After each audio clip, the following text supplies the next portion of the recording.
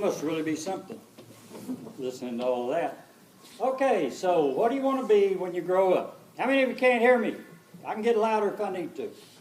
Everybody can hear me. Okay, so what do you want to be when you grow up? How many of you want to be a carpenter? How many of you want to work at Fort Sill? How many, all right, how many of you want to join the Army? Got one there. How many of you want to be a teacher? Got one there. Should be more of those. Okay, in 1963, when I got my diploma right here at Sterling, that was about all we knew about. Those were about the only things that we could think of that we wanted. We knew how to haul hay, we knew how to milk cows, we knew how to run a tractor, and we had a pretty good general education. But we didn't know about being doctors and engineers and accountants and all of those things. So, most of us went to one of those fields that I'm just talking about. Now, through good counseling, you folks have a chance to learn about many, many things out there. There's a whole lot more to life than what I just told you. We have students who are accountants. We have students who are vast number of students in the health fields. We have students that, former students I should be saying, that are lawyers. We have doctors. It's out there for you. There are those who think, and will say often, that those of us raised in these small communities, in these small schools, haven't got the chance that some in the larger schools, larger communities have. Well, I don't believe that. I believe the only thing that keeps you from succeeding in life is the desire to succeed in life. When I went through school here, Sterling was just a small village, about the same size as it is, but there was no money in this town. That's back before farmers lived in brick houses. And we didn't really know what we could do. But most of us ventured out, and through that work ethic that we learned, most of us succeeded. I've got a bachelor's degree, a master's degree, a helicopter pilot's license. I attained the rank of CW5 warrant officer in the Army, the highest rank that you could get. And I started right down here in a small house with 11 brothers and sisters. I was number 9. Yes, I've slept crossways in a bed with brothers and sisters on either side. We had no money. Those of you that think because you're one of the people here that's still that way, that have no money in your family, you can't make it, well, that's wrong thinking. I guarantee you, you can make it if you just have the desire to succeed. Let's talk about life a little bit. How many narcissists we got in here? Maybe we ought to talk about narcissism. That's somebody who thinks or goes through life feeling like the world revolves around them. That's a narcissist. Now, how many of you think you got a classmate that's a narcissist? Got a few hands here. I thought we might.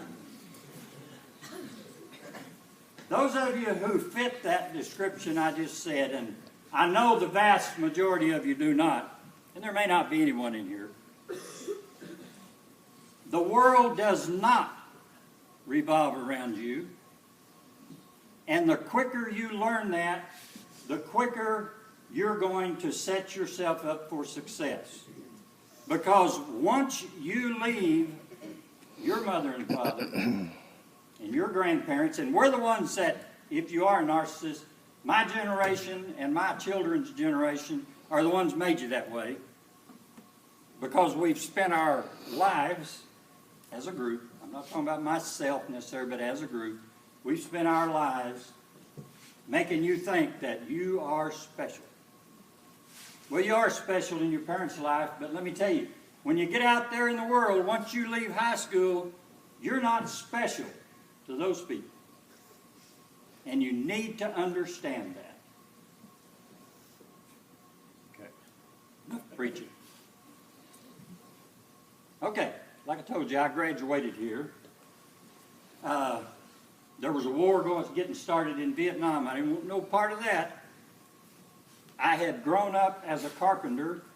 My whole family was carpenters. I could drive nails with the best of them. But I didn't want that. So off to college I went. I got through college some way or other, this high school C student. You know, it's pretty tough growing up. I have a twin sister. She never made anything but an A. That put a lot of pressure on me. I thought I wasn't real smart. But I made it through. And it was nothing but I just decided I was going to do it. And I did. Okay? I graduate. Guess what? They've still got a war over in Vietnam. And Uncle Sam comes a-knocking. Do you know about the draft conscription? There was a time, your parents might have been involved, maybe back a little further now, I don't know. If Uncle Sam wanted you to go fight in the war or be in the service, he just called you and you went. And it was punishable by imprisonment if you didn't. So we went. So I graduate from college. They send me a letter. I go down to see the recruiters, and I'm visiting with the Army recruiter, and he said, "How would you like to be a warrant officer and fly helicopters?" And I said, "What's a warrant officer?" And I didn't know the Army had helicopters. So before I left there, he had me talked in that I was going to save the world flying helicopters. So off I went to the service. Somehow or other, this C student made it through flight school. The hardest thing I've ever done in my life, I believe. But again, the reason I did was I just decided I was going to do it. C student or no. After flight school, they sent us all to Vietnam. I get over there and I'm thinking I'm going to get shot from every quarter. There's somebody with a gun waiting on me. I go to the 128th Assault Helicopter Company. Our job was to go out and search and destroy the enemy. My very first flight, I'm sitting over there in the right seat. The other guy's doing the flying. He's operating the radios, and I'm wondering, what in the world am I doing here? And we're out doing a reconnaissance. There's cloud layer. We can't get as high as we want. We like to be above 1,500 feet above ground in order to stay out of small arms fire. But we can't get up there because of the clouds. And we're flying on there, and I'm wondering what's going on. And I'm looking down, and I hear a tick. Tick. And he pulls that cyclic back, and up in those clouds we go. And he's on the radios calling this, that, and the other. And I said, when he got through, I said, "What happened?" "Well, we just took a round. We just got shot at." And he said, "Where?" And he said, "Right there." And I look up there, and on the windshield, about right in front of me, right there, is a hole. You know what I thought? The first thing that came to my mind was, I worked as a carpenter, I worked in a Safeway, I worked in a restaurant, working my way through college, and here I am, got that degree, and they're going to kill me.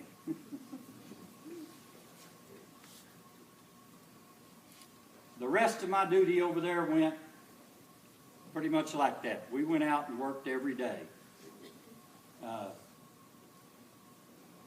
Those of us that were grounded, like many of you are from these small communities, you're grounded, you understand life, you're humble, you understand that things aren't going to always go good,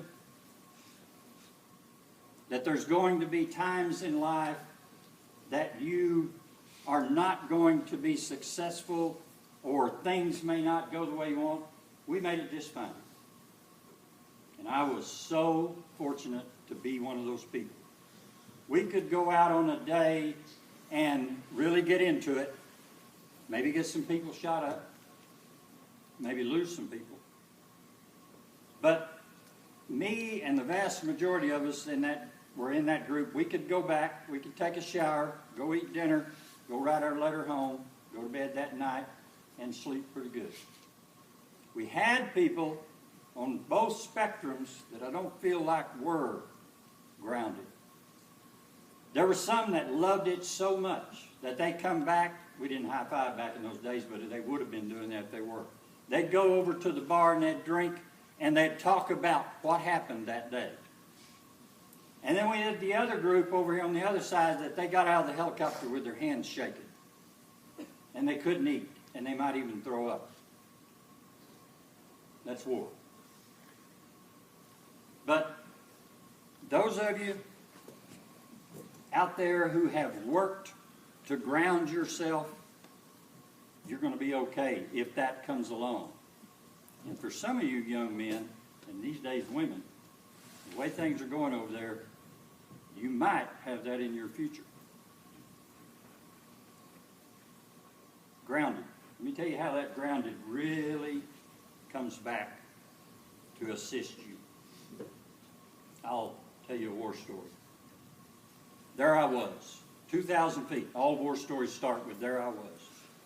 2,000 feet in the air, American flag draped across my chest, eating an apple pie, thinking about Mom. That's funny. Y'all laugh. Do these kids laugh? No. 2,000 feet over Vietnam. Our mission, we had 8 aircraft, all in a row. We were circling. 2,000 feet above small arms fire.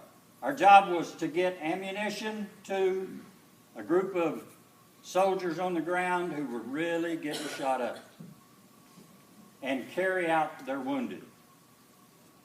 So I'm chalk 2. I'm number 2. Number 1, they call him in. We're in a circle. They call him in and we do what we call a high overhead approach. Just circling, aircraft turned about like so, circling down as fast as you could because there's bad guys here and there's bad guys here and here and here. So you don't want to get out there. So he gets down there and about 200 feet off the ground, he gets hit over to the side, burning. Nobody lived. A few minutes later, over the radio, Chalk 2, come on. Okay, to make a helicopter descend and go into this high overhead approach, there's a thing right here called the collective, and you have to push it down. Okay? I had just saw friends die. And by the way, I had only been an aircraft commander about a week. In other words, I was in charge of this aircraft for the first time. I had a co-pilot, had 2 door gunners manning M60 machine guns. And they're melting the barrels off of those things as we go down, trying to keep them off of us. There's helicopter gunships with rockets on the sides of us, trying to keep them off of us. We've got a load of ammunition in the back. So it took courage, I suppose. But it took everything I had in me. I want you to know, I thought about not doing it, to push that collective down and go. Let's talk about courage a minute. A lot of people think courage, people that have a lot of courage, are never scared. That's not true. Courage, the definition of courage is the ability to overcome that fear and do what you know you must do. Well, that day, I was tested. Do you have enough courage to push that down and go do your job? And I truly believe that things that had happened in my life, things right here at Sterling, the people who taught me to have some amount of character, my teachers, my family, allowed me to do that. So down we go in a circle. We make it to the ground. They're walking mortar rounds in towards us. I can see them hitting out there. And I'm saying, get it off, get it off. They're throwing that ammunition off. And here they come with the wounded, and they start putting them on. These are, some of these were Vietnamese, South Vietnamese troops. That's who we fought for in that war, against the North Vietnamese. They throw the wounded on, and some of those South Vietnamese soldiers were so scared, they started jumping on the helicopter. Crew chief, door gunner, they're trying to knock them off, get them off the aircraft, please, you know, throwing them, whatever. They just keep coming back.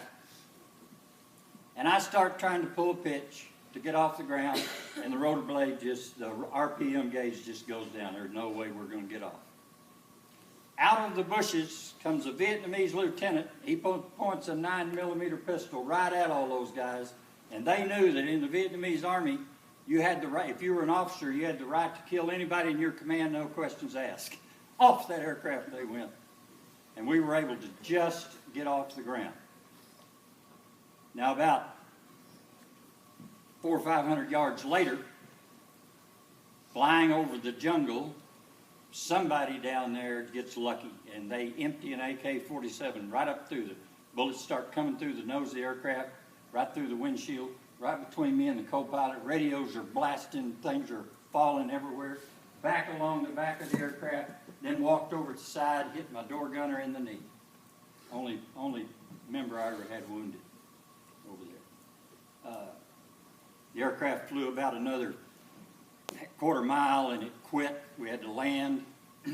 Auto rotation, you can do that. It's things you have to do to get on the ground. They come pick us up and we get out of there. The aircraft came home with, they sling loaded it out and it had 36 holes in it. Only one of us got hit. But those things are what veterans do. I've got a little card here. I've been up to Anadarko this morning, been to 2 elementary schools speaking, and I didn't tell them the things I'm telling you guys. Y'all are old enough to understand it, I hope. It says, thank you, hero. Well, I'm no hero. But I have done what I was told to do. I have followed the commands of my superiors, and I'm proud of that. I just am. I tell you these things because I want you to understand what some people that you know that are out here just working and going through life like most of us do, some of them have gone through, the sacrifices they make. I was at another veterans program last Friday. An older gentleman comes, sits down by me. He's got a World War II veterans cap on. We get to visiting. He said, we went in World War II. I went in with Patton. We came up through Africa, then into Italy, whipped them up through there. Then we came to England, got on ships, went over D-Day into France, beat them there. We were at the Battle of the Bulge that kind of ended things in Belgium, right? Yeah. Belgium, when the war ended. I said, my goodness, how long were you there? 3.5 years.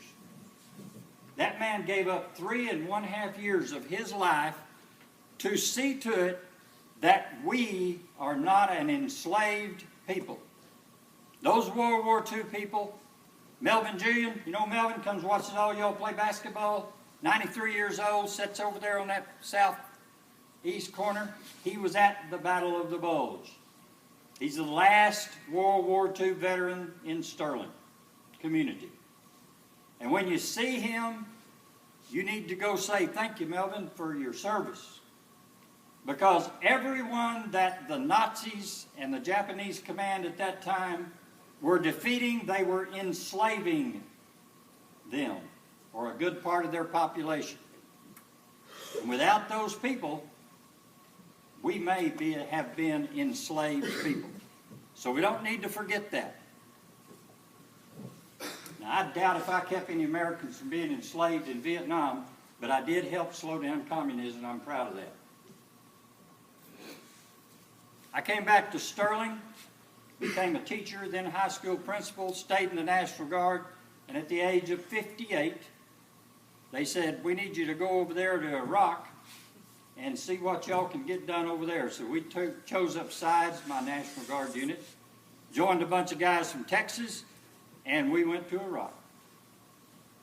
No heroic things out of me over there, but there were people that did. They answered the call. Hopefully, most of you will, many of you or none of you will have to answer the call. But if you do, I hope you can be the grounded person that I know you should be and go do what you're asked to do. One more little thing off of that. If you haven't done something for someone else, go do something for someone else. Learn to be a person who assists people who don't have much. There's 3 or 4 people in here I know that have gone for, some of them as many as 3 years, off to places where there's really, really desperate, poor people that have made a difference in those people's lives, repairing their homes, rebuilding their homes. And those people have started what I'm talking about. They have began a life of service. And I don't care what you do. There's a man that comes with us that's a multimillionaire. Lives in the Dallas area. He comes out there and drives nails and sweats and pulls down sheetrock and works on it just like every one of us. But he is a wealthy man with a great job, doesn't have to cower to anyone, but he has a life of service. So a life of service is something that I hope that you will have. Okay, I've rambled around up here long enough. I appreciate your attention. I have been around teenagers a good part of my life, worked with them. As I drive around Sterling, I'm in the coffee shops, the cafes, at basketball games. I can tell just by looking at the kids, watching the kids, that we have a student body at Sterling who parents ought to be proud of. I appreciate you for who you are. Thank you.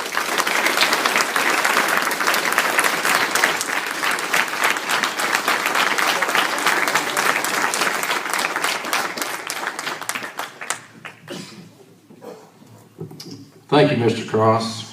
I don't know if you really understand how much of an effect you've had on this community. It's gone on for generations and will continue for generations, the effect that Mr. Cross has had. So one more time, one big round of applause for Mr. Cross.